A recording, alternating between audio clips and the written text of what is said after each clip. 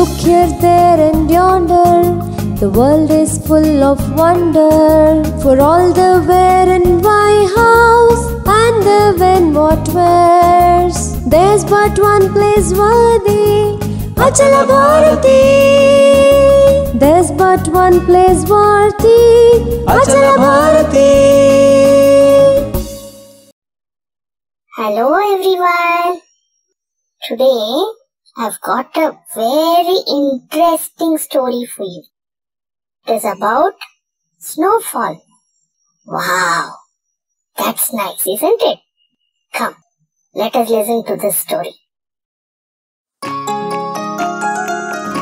Achala Vismaya Loka, an amazing world of limitless fun.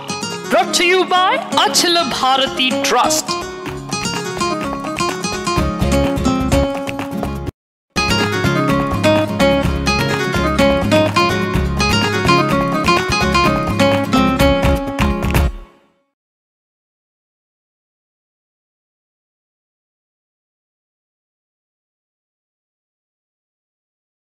ఒకప్పుడు కొండ ప్రాంతంలో చాలా మంది పురుషులు, మహిళలు మరియు పిల్లలు నివసించేవారు. వారందరూ చాలా ప్రేమగా ఉండేవారు. ఎవరి మధ్య ద్వేషం, అసూయ, గొడవలు లేకుండా సంతోషంగా నివసించేవారు. వారందరూ సామరస్యంగా జీవించేవారు. ఆ రోజుల్లో పురుషులు, మహిళలు మరియు పిల్లలందరినీ రక్షించడానికి అవతార పురుషుడైన యక్షుడు ఉండేవాడు. అక్కడున్న ప్రజలు ఏ తప్పు పని చేయకుండా సరైన మార్గంలో వారిని నిర్దేశించడం ఆ యక్షుడి బాధ్యత అయింది. ఆ రోజుల్లో యక్షులు, మానవులు ఒకరికొకరు చాలా స్నేహితంగా ఉండేవారు. యక్షులు చాలా చిన్న జీవులు. వారు చాలా మంచి గాయకులు మరియు మాని తెలుసుకున్నవారు. వారు మేఘాల్లో వివరించేవారు. నీళ్ళల్లోకి దూకడం, ఈదడం మరియు నీళ్ల మీద నడవడం తెలిసినవారు. యక్షులు మేఘాల్లో నివసించేవారు. ఆ యక్షులు ఉండే స్థలమంతా వివిధ రకాల చెట్లు, మొక్కలు, అందమైన పూలు, పళ్ళు మరియు అందమైన జలపాతంతో కూడి ఉండేవి. యక్షులు ఎప్పుడూ సంతోషంగా ఉండేవారు. వారు సంతోషంగా నవ్వుతూ, ఎగురుతూ, నాట్యం చేస్తూ ఉండేవారు. వారు మేఘాల్లో పైనుంచి కిందకు, కింద నుంచి పైకి ఎగరగలిగే శక్తి కలవారు.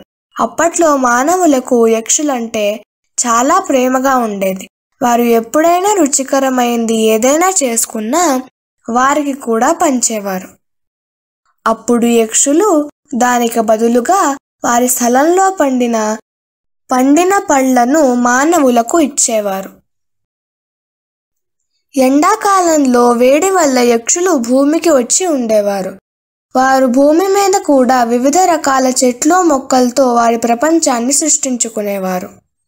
వారు ఆడుతూ, పాడుతూ సంతోషంగా సమయం గడిపేవారు. ఈ విషయం తెలుసుకున్న మానవులు యక్షులను ఇబ్బంది పెట్టేవారు కాదు, మరియు వారు చాలా ప్రేమగా చూసుకునేవారు. యక్షులు కూడా మానవులకు ఒక్క చిన్న ఇబ్బంది వచ్చిందని తెలిసిన వెంటనే వారు వాళ్ళని రక్షించుకోవడానికి వచ్చేసేవారు. చలికాలం అప్పుడు యక్షులు కిందకి రావడానికి కూడా కష్టమవుతుంది కదా, ఎందుకంటే కింద కూడా చాలా చల్లగా ఉంటుంది. వారు పైన మేఘాల్లో కూడా మంచు వల్ల ఉండలేకపోయారు.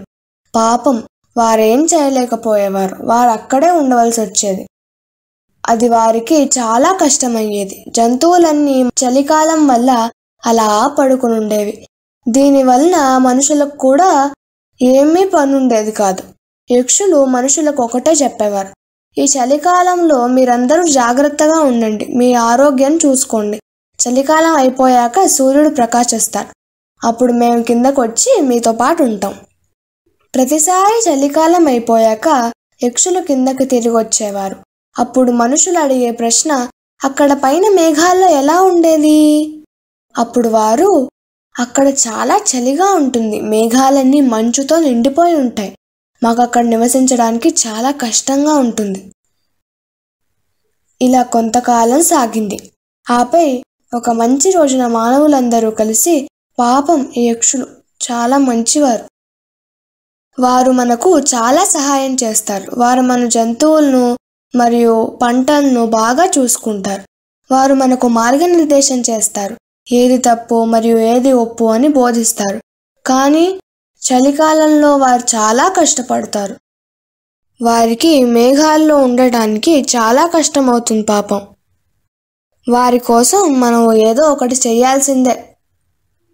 ఇది మనం వాళ్ళకి తిరిగి సహాయం చేసే సమయం అని చర్చిస్తూ ఉండగా గుంపులోని ఒక తెలివైన వృద్ధుడు నిలబడి, నాకు ఒక ఆలోచన వచ్చింది.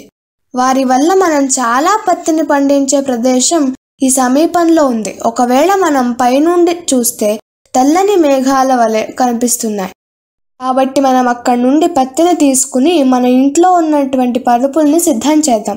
శీతాకాలంలో వారు కూడా మనలాగే వెచ్చగా ఉండేలా వాటిని యక్షులకు ఇద్దాం అనగా, వృద్ధుడి మాటలను విన్న వారందరూ చాలా సంతోషించారు మరియు ఇది గొప్ప ఆలోచన అని అనుకున్నారు. పురుషులు మరియు మహిళలు అందరూ కలిసి ఆ ప్రదేశానికి వెళ్ళి పత్తిని తీసుకొచ్చి దాని నుండి విత్తనాలను తీసివేసి చక్కని మరియు మృదువైన పరుపులను తయారు చేశారు. మహిళలు మంచి మృదువైన పత్తిని తీసుకుని అందమైన బట్టలు తీసుకుని రంగురంగుల పరుపులను కుట్టారు. అంతలోనే శీతాకాలం వచ్చింది. మానవులు తమ స్నేహితులైన యక్షులను పిలిచి, ఈ పరుపులు మీకోసమే, మీరు మీ పరుపుల వల్ల వెచ్చగా ఉండగలరు అని చెప్పగా అది వినిన యక్షులు చాలా సంతోషించారు. వారు నృత్యం చేశారు మరియు ఇలా అన్నారు, ఆహా, ఎంత చక్కటి పరుపు! ఇది చాలా మృదువుగా ఉంది. మనం దీని మీద పడుకుంటే మనకు చాలా వెచ్చగా ఉంటుంది. అసలు చలే అనిపించదు అనుకుంటూ వారి పరుపులను తీసుకుని తిరిగి మేఘాల్లోకి వెళ్ళిపోయారు. రోజురోజుకు ఉష్ణోగ్రతలు తగ్గుతూ వచ్చాయి. చాలా చలి ఎక్కువ అవ్వడం మొదలైంది. అకస్మాత్తు ఒక సాయంత్రం మానవులు ఆకాశం నుండి ఏదో పడటం చూశారు.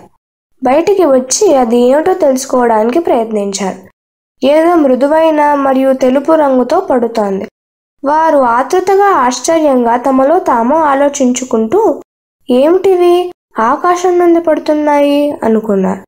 ఇలా కొంతకాలం సాగింది. చాలా చల్లగా ఉన్నప్పుడల్లా అదే మృదువైన తెల్లటి వస్తువు ఆకాశం నుండి పడిపోవడం మానవులకి పరిపాటి అయిపోయింది. కానీ అది ఏమిటో ఎవరికి అర్థం కాక నిశ్శబ్దంగా ఉండిపోయేవారు. కొన్ని రోజుల తర్వాత చలికాలం అయిపోయి సూర్యుడు ప్రకాశవంతంగా మెరుస్తూ ఉండగా యక్షులు నృత్యం చేస్తూ కిందకి వచ్చారు. ముందుగా వారు మానవులకు కృతజ్ఞతలు తెలిపారు. ఓ స్నేహితుడా, మీరు ఇచ్చిన పరుపులు చాలా మృదువైనవి. చలికాలంలో మమ్మల్ని వెచ్చగా ఉంచాయి. చాలా బాగున్నాయి. మేము చాలా సౌఖ్యంగా నిద్రపోయాము. అప్పుడు మానవులు యక్షులతో ఇలా అన్నారు, ప్రియమైన మిత్రులారా, మీరు ఇక్కడ లేనప్పుడు కొన్ని వింతలు జరిగాయి. మేము చూస్తున్నాము. కొన్ని మృదువైన తెల్లని వస్తువులు కిందకి పడుతూ ఉన్నాయి. యక్షులు ఒకరినొకరు చూస్తూ నవ్వడం ప్రారంభించారు. కొంత సమయం తర్వాత వారు, ప్రియమైన మిత్రులారా, ఆ మృదువైన తెల్లటి వస్తువులు మీరిచ్చిన ప్రతి పరుపులు.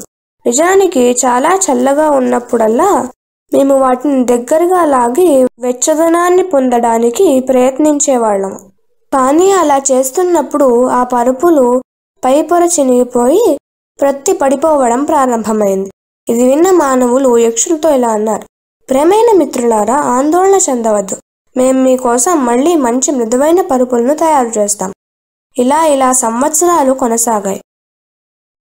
క్రమంగా మానవులు ఒకరినొకరు ద్వేషించుకుంటూ ఒకరినొకరు తిట్టుకోవడం ప్రారంభించారు. దీన్ని యక్షుడు చూసినప్పుడు వారికి చాలా బాధగా అనిపించేది. మానవులకు ఏమన్నా చెప్పడానికి వెళ్ళినప్పుడల్లా మానవులు ఇలా అనేవారు, అసలు మీరెవరు మాకు సలహా ఇవ్వడానికి? అయినా మేము ఈ మాట ఎందుకు వినాలి? మమ్మల్ని వదిలేయండి చాలు. అది విన్న యక్షులు చాలా బాధపడ్డారు మరియు ఒకరితో ఒకరు చెప్పుకున్నారు, మనుషులు మన మాట వినకపోతే మనం వారి ముందు కనిపించొద్దు. మనం వారికి మన అందమైన చెట్లు, మొక్కలు, పూలు, పళ్ళు చూపించనక్కర్లేదు. మనం వారి గురించి మన నుండి పూలు పళ్లను పంపనివ్వక్కర్లేదు. మనం వాళ్ళ గురించి నాట్యం గాని పాడడం గాని చెయ్యక్కర్లేదు. అప్పుడే యక్షులు మానవ భూమిని విడిచిపెట్టి వారు భూమికి తిరిగి వెళ్ళిపోయారు. కానీ యక్షులు మాత్రం వారి మాట వినే వాళ్ళకి సలహాలు ఇవ్వడం మానేలేదు. యక్షుల మాట విన్న వాళ్ళకి అంతా మంచి జరిగేది. యక్షుని మాట వినని వారికి సంతోషం ఉండేది కాదు. ఈ రోజుకి కూడా కొండ ప్రాంతాల్లో పత్తి పడుతున్నప్పుడు గమనించవచ్చు. ఇప్పటికీ శీతాకాలంలో కొంతమంది మానవులు యక్షులకు పరుపులు తయారు చేసి ఇస్తూ ఉంటారు. చల్లగా ఉన్నప్పుడల్లా యక్షులు ఆ పరుపు మీద పడుకుంటారు. వారు ఆ చలి నుండి తట్టుకోవడానికి ఆ పరుపులను గట్టిగా లాగి పట్టుకున్న ప్రతిసారి పరుపు చినిగిపోయి పత్తి కింద పడిపోతూ ఉంటుంది. ఇప్పుడు మనం దాన్ని మంచు అని పిలుస్తాం, కానీ అది యక్షులు కింద పడే పత్తి.